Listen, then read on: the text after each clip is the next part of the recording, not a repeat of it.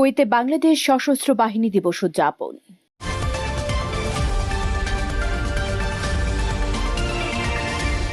Bangladesh military contingents BMC to Kuwait উদযাপন করেছে বাংলাদেশ সশস্ত্র বাহিনী দিবস। 21শে নভেম্বর বৃহস্পতিবার সকালে যথাযথ গাম্ভীর্য ও উৎসবের সাথে দিবসটি উদযাপন করেছে।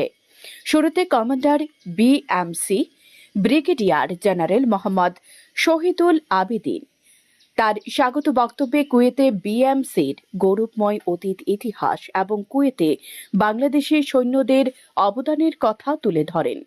কুয়েতে নিযুক্ত বাংলাদেশের রাষ্ট্রদূত মেজর জেনারেল সৈয়দ তারেক হোসেন তার বক্তব্যে কুয়েতের বন্ধুত্বের গৌরবময় ইতিহাসের উপর গুরুত্বারোপ করে দিবসটির গুরুত্ব তুলে ধরেন। 1971 সাল থেকে বাংলাদেশ সশস্ত্র বাহিনীর প্রক্ষেপণ গৌরবময় ইতিহাস এবং 1991 সালে শুরু হওয়ার পর থেকে বিএমসি কুয়েতে বাংলাদেশ সামরিক কন্টিনজেন্টের অপারেশনাল কার্যক্রমের উপর একটি ছোট ভিডিও ক্লিপ প্রদর্শন করা হয়। অনুষ্ঠানে বিএমসি ম্যাগাজিন 2024 উন্মোচন করা হয়।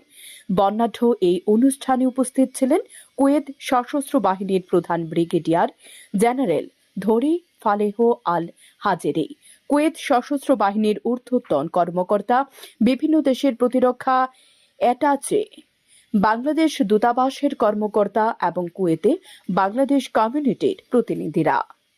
Salda news desk.